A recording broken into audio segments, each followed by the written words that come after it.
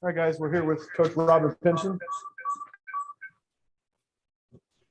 Want to use the raise hand function after Coach's statement for questions. We'll let Coach go after it.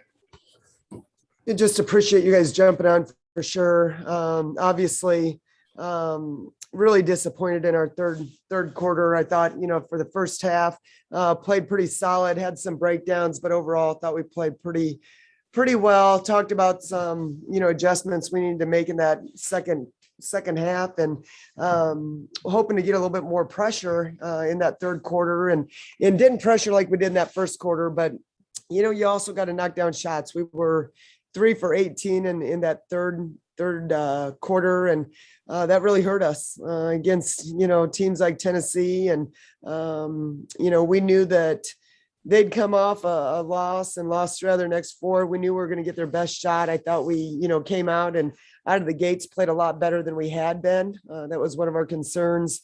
Gave up too many offensive rebounds, did a better job taking care of the ball, but obviously that third quarter really hurt. Chris, why don't you lead us off? Yeah, Robin, I'm just curious about the third quarter. Was the result of that quarter more so of the kind of continuing offensive struggles that you saw from Ole Miss, kind of the motion offense struggles that you had before, or was it Tennessee just being really good on defense?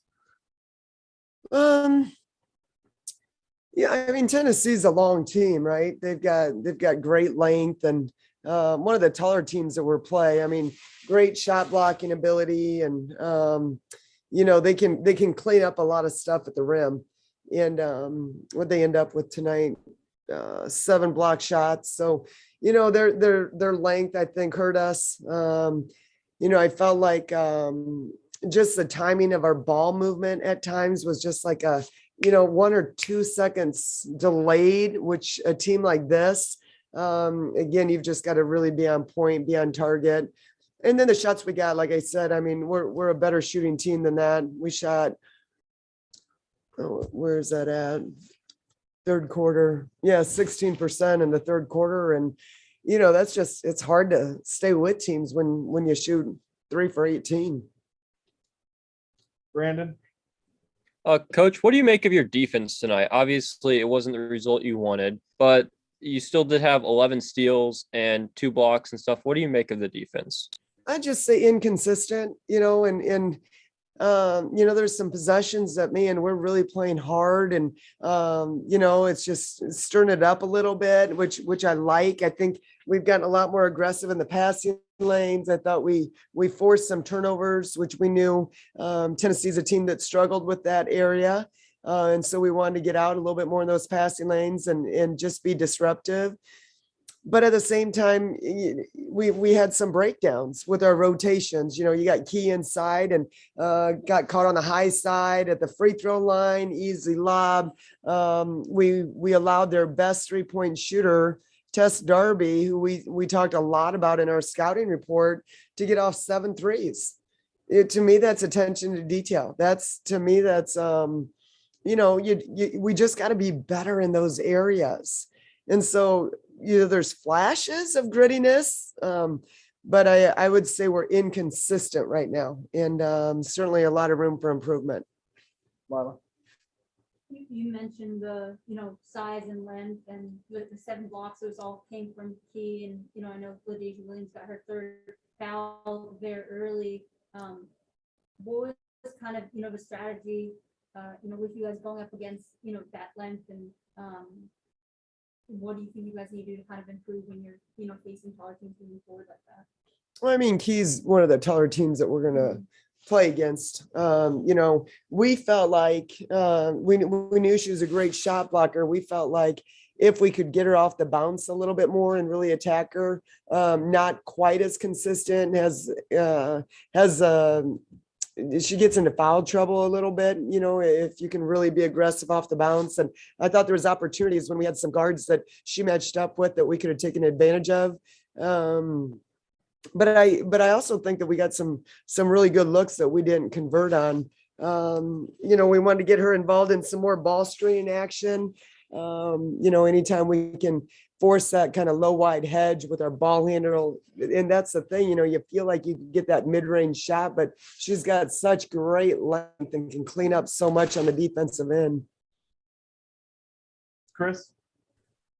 Robin, was the decision to start day tonight, was that to kind of match the length that Tennessee had, just kind of get another big out there? Yeah, we went back and forth. It's kind of like a chess match, right? So, do you match up with 5 guards and see what they do, or you try and match your size? And, that rebounding piece just, was something that just kept popping up, and feeling like, to be honest with you, we've been getting off to some kind of slow starts in that first quarter, and, just trying to switch it up a little bit. Certainly nothing Lauren had done. Lauren's been playing really well. I think Dave's been playing pretty well. So there was not a discipline issue or anything like that. It was more of from a rebounding standpoint, and try and shake it up and get off to a little bit quicker start. Shannon? Hey, Coach, kind of going off of that, how do you think Lauren Hansen did coming off of the bench? How do you think she brought energy to the game when you guys needed it, especially during the third quarter?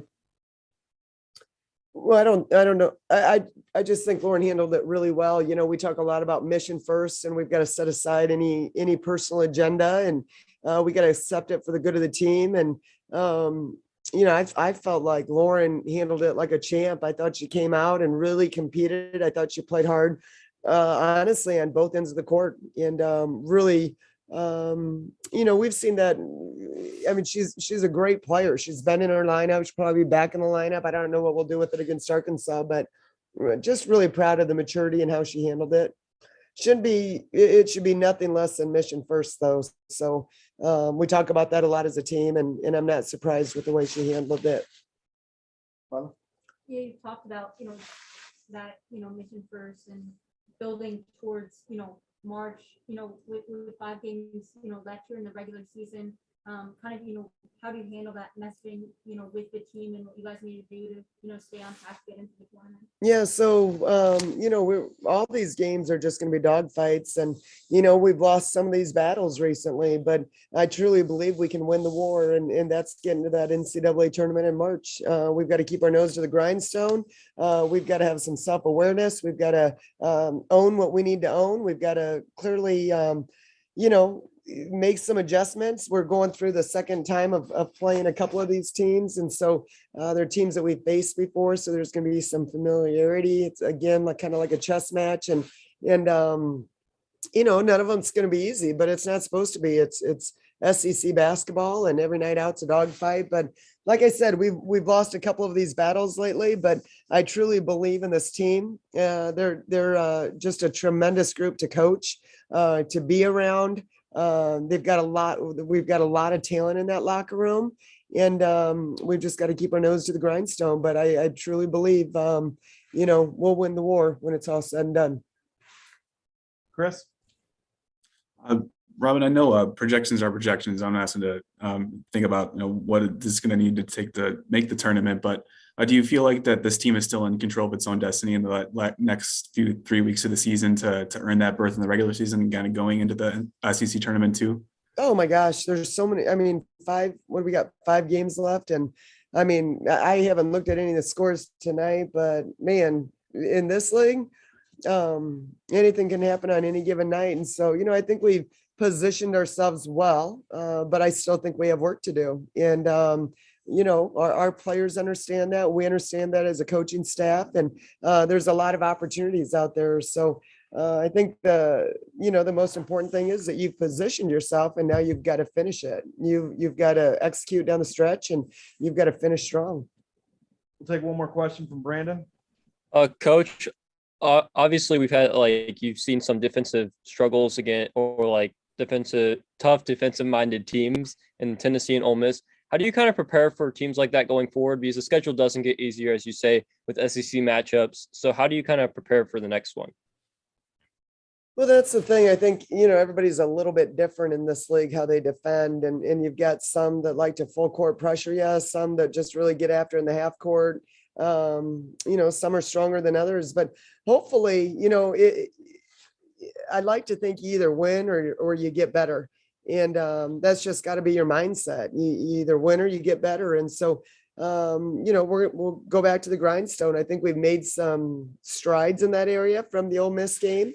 But we certainly had some breakdowns too. You know, there was times that we didn't get much movement offensively and it got very stagnant. And so we'll go back to the drawing board. And that's the only thing I know is do it again and again and again and continue to mentor, to teach, to guide, and help our players get better in those areas. And so that's the only thing I know is you continue to go to work, roll up your sleeves and try and get better. All right, thanks, guys. We appreciate it. Appreciate you guys. Thank you.